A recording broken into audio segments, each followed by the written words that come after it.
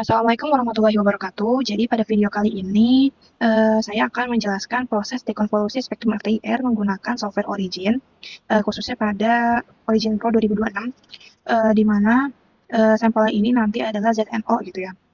Sebenarnya ada sampel lain teman-teman, ada HAP juga, nanti juga ada menentukan menggunakan kompositnya ZNO-HAP. Jadi kita menggunakan sampel ZNO dulu untuk kali ini. Nah, jadi tujuan dekonvolusi ini tuh adalah untuk memisahkan puncak-puncak serapan yang saling bertumpang tindih, sehingga posisi puncak, luas area dan karakteristik gugus fungsinya itu tuh dapat diamati dengan lebih jelas atau lebih akurat lagi. Nah, setelah itu mungkin awalnya kita tuh kan mendapatkan data FTIR ini dulu gitu ya. Nah, ini nanti data FTIR ini kita langsung kita salin ke Origin. Kita salin ke Origin. Nah, data FTIR ini diperoleh dari instrumen yang biasanya itu terdiri atas bilangan gelombang, ini atau wave number gitu ya, dan nilai transmitasi. Wave number satuannya adalah cm pangkat minus 1, transmitansinya atau transmitasi ini tuh satuannya persen. Nah, habis itu kita tuh lakukan analisis dulu, di mana ini tuh transmitansinya kita jadikan gitu, kita ubah menjadi data absorbansi. Di mana caranya adalah ini kita blok dulu, bentar, tidak terlihat. Ini kita blok transmitansinya, terus kita add new column. Kan nanti kan bakal ada kolom baru. Nah, ini kolom untuk absorbansi. Biasa mah bahasa Inggris saja absorbansi gitu ya. Nah, ini nanti kita masukkan gitu ya persamaan 2 minus log kolom B. Nah, ini kolom B itu adalah si transmitansinya. Jadi, kita tuh menggunakan data transmitans untuk mendapatkan hasil absorbansi ini. Kalau udah kita enter aja, nanti ada sendiri nih data absorbansinya bakal langsung gitu ya, ada semua. Kemudian, oh iya, untuk data ini tuh didapat, persamaan itu didapat dari si hubungan dasar antara si transmitasi dengan absorbansi. Kan kalau misalkan di dalam spektroskopi itu tuh kan satuan apa sih, persamaan itu kan A sama dengan min log transmitasi gitu ya. Nah, tapi karena data transmitasi yang diperoleh dari FTIR ini umumnya masih dalam bentuk persen transmitasi, maka perlu dilakukan penyesuaian sehingga persamaannya jadi ini 2 min log transmitasi. Yang kedua ini muncul karena transmitasi itu dinyatakan dalam persen, yaitu bernilai 0 sampai 100. Secara matematis kan nilai 100 itu sama dengan 10 pangkat 2 gitu ya, sehingga menghasilkan konstantanya 2 pada persamaan tersebut gitu, pada persamaan ini. Nah, kemudian perubahan data ke bentuk absorbansi ini dilakukan karena puncak serapan itu bakal terlihat lebih jelas dan lebih mudah untuk dianalisis dibandingkan dengan data transmitasi. Terus juga nanti proses fitting dan dekomposinya itu umumnya memberikan hasil yang lebih baik pada data absorbansi. Jadi makanya kita harus ubah ke absorbansi dulu. Nah, setelah ini kan kita sudah dapat data absorbansi. Habis itu kita plotkan dengan wave number. Ini kita blok dua-duanya. Ini kalau sudah kita blok, kita plotkan dan didapatkan grafik seperti ini.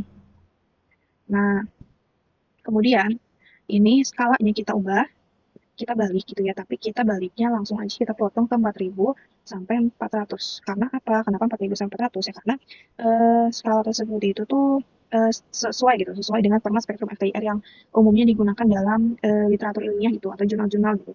Sekitar emang 4000 sampai 400. Habis itu kita okein, nanti kan udah kebalik kayak gini, ya kan? Nah, habis itu kita masuk ke tahap baseline correction, di mana baseline correction ini itu untuk menghilangkan pengaruh garis dasar yang dapat muncul akibat si noise instrumen, hamburan cahaya, maupun kondisi pengukuran sampel. Nah, untuk melakukan koreksi baseline ini, dipilihnya melalui ini fix and baseline, kemudian pick analyzer, open dialog. Kemudian ini kita pencet subset baseline, next. Kemudian ini baseline mode-nya kita user define aja, karena kan kita mau manual. Kemudian ini enable autofill-nya, kita jangan checklist, kita clear all dulu, biar kita yang menentukan gitu istilahnya. Terus kita langsung aja pencet yang add. Ini kita titik-titikin gitu di bawah yang garis spektrumnya. Pokoknya jangan kena si garis spektrumnya.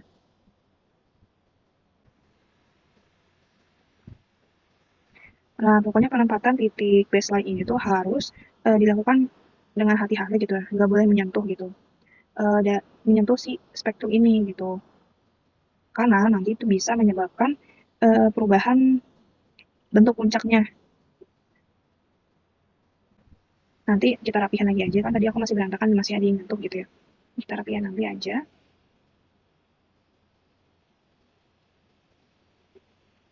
Nah, sekitar seginilah ya. Kalau misalkan menurut teman-teman udah, kita down aja. Kemudian kita next. Nah, ini kita modify atau del dulu aja. Kita lihat apakah sudah rapi dan tidak ada yang menyentuh spektrum. Nah, ini kan sudah rapi semua di bawah spektrum gitu ya. Dan nggak ada juga yang menyentuh spektrum. Kalau misalkan memang sudah, kita down saja. Kemudian ini kita next, kita substrat. Ini kan bakal jadi lurus begini. Ini emang tujuannya buat lurusin juga sih baseline itu. Terus kita finish. Nah, kalau misalkan sudah, kita kembali lagi ke book yang pertama ini. Kan didapatkan langsung gitu ya data substrat sama baseline-nya. Nah, ini data substratnya ini kita plotkan. Jadi plot baru. Nah, seperti ini. Ini jangan lupa kita ubah juga. 4.000 sampai 400. Oke. Nah, setelah itu kita smoothing. Si data baseline ini kita smoothing. Oh, sorry. Di sebelah sini, teman-teman. Ini analyze, ini signal processing, smooth, open dialog. Nah, ini aku menggunakan Savitsky-Golay metodenya, dan point of window-nya itu sekitar 25 aja. Nah, kenapa sih kita harus smoothing gitu? Karena ya untuk mengurangi noise-noise yang masih terdapat pada spektrum tanpa mengubah bentuk puncak secara signifikan. Jadi, ya proses ini tuh untuk mengurangi si noise-nya aja gitu ya, teman-teman. Yang nanti tuh bisa mengganggu proses fitting kita. Ini kita perlu melakukan smoothing.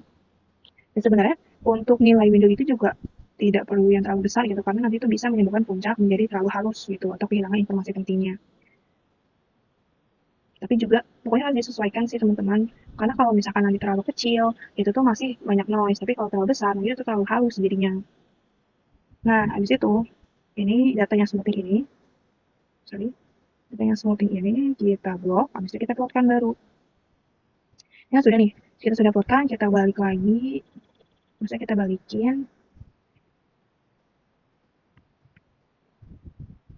Nah, habis itu ini tuh kita mulai analisis gitu ya spektrumnya. Kalau misalkan ZNO gitu, pada daerah karakteristik ZNO itu, vibrasi ZNO lah gitu ya, itu tuh kan menurut literatur gitu, vibrasi ikatan ZNO itu tuh umumnya muncul pada rentang sekitar 400 hingga sekitar 700-an, nah sekitar 700.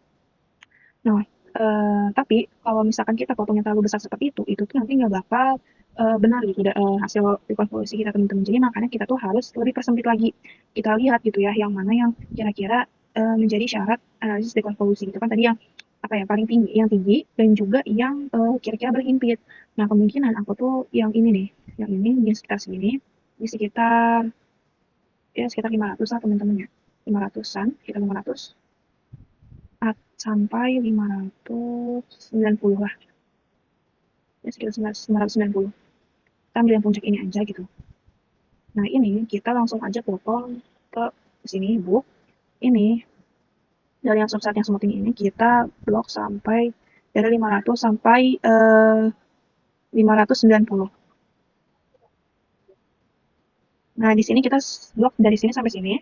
Kemudian habis itu kita plot. Nah, kan bakalan seperti ini. Ini kita ulang lagi aja, maksudnya kita scale-nya kita balikin lagi aja, jadi 4 kali, sorry. Kita cancel dulu.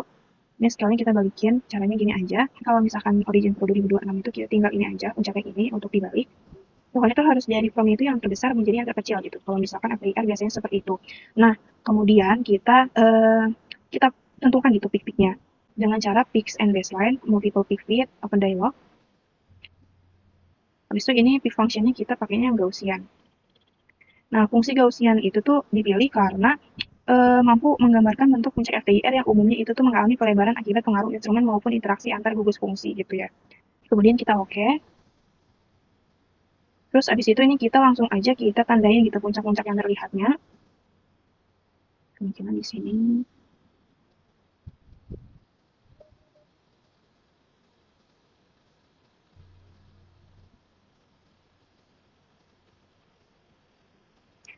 Nah, kan kemungkinan di sini gitu ya. Kemudian nih kalau sudah kita open NL fit. Nah, kemudian kita pencet yang ini yang fit until converge. Jadi kita tuh apa ya, istilahnya mengepaskan gitu sampai benar-benar converge gitu loh. Sampai benar-benar fit gitu lah. Nah, kalau sudah, itu kan bakal di sini tuh ada COD ini kuadrat, R kuadrat gitu. Nah, ini tuh kalau misalkan ini nilainya mendekati 1, itu tuh berarti kita tuh sudah sesuai gitu, sudah bagus lah datanya. Nah, di sini juga fit converge gitu ya. Soalnya kalau misalkan teman-teman nggak pas gitu dari segi melakukan peaknya gitu, penempatan peaknya, atau segi tidak apa sih salah motongnya gitu, itu tuh teman-teman di sini bakal fit conversion itu tuh kayak ada tandanya warna merah gitu.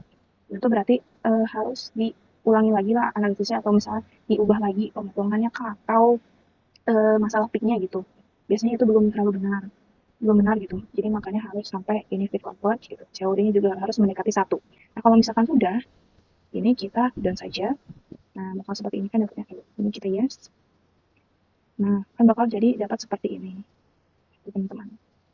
Ini untuk yang ZNO gitu.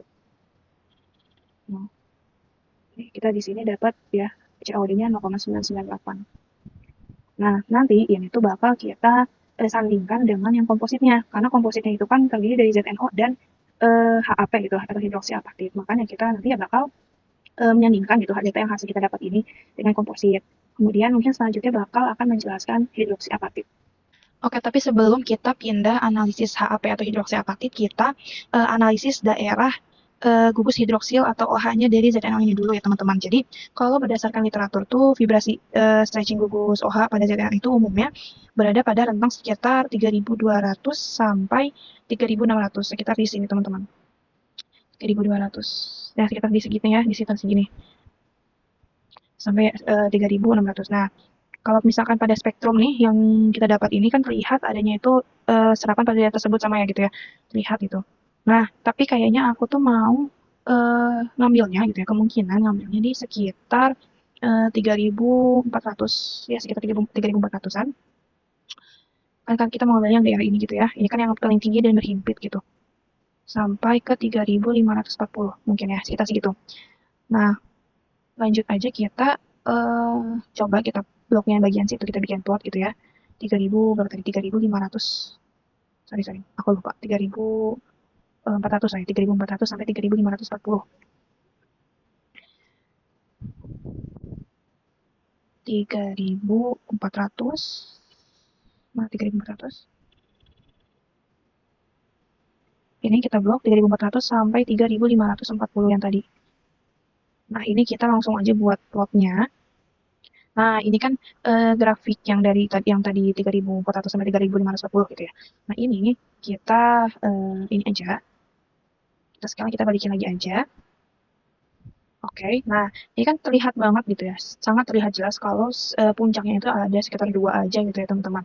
Mungkin langsung aja kita bisa ke peaks and baseline, sama aja kayak tadi kita tentukan peak-nya pada puncak-puncaknya. Ini sama kita pada Gaussian juga fungsinya, peak function-nya gitu. Ini langsung aja kita tentukan di puncak-puncaknya. Nah ini terlihat jelas banget gitu ya, kalau cuma ada 2 aja gitu peak function-nya. Kalau misalkan udah, kita open and fit. Kemudian sama seperti tadi kita pencet ini fit and converge. Nah, kan terlihat tuh ya sudah kalau misalkan oh COD-nya yang kita dapat ini sekitar 0,995, mendekati 1 kan ya berarti teman-teman. Nah, ini juga fit converge-nya itu tidak merah gitu ya, atau bisa dibilang ini adalah berhasil, sukses gitu. Nah, ini kita down aja. Nah ini data yang kita dapat gitu ya, ini 0,995, terus juga fit statusnya sukses. Nah, ini adalah yang kita dapat tadi grafiknya ya, kurvanya. Nanti ini kita bandingkan gitu dengan yang kompositnya. Mungkin kalau untuk ZNO sekian segitu, selanjutnya bakal analisis yang hidroksi apatit.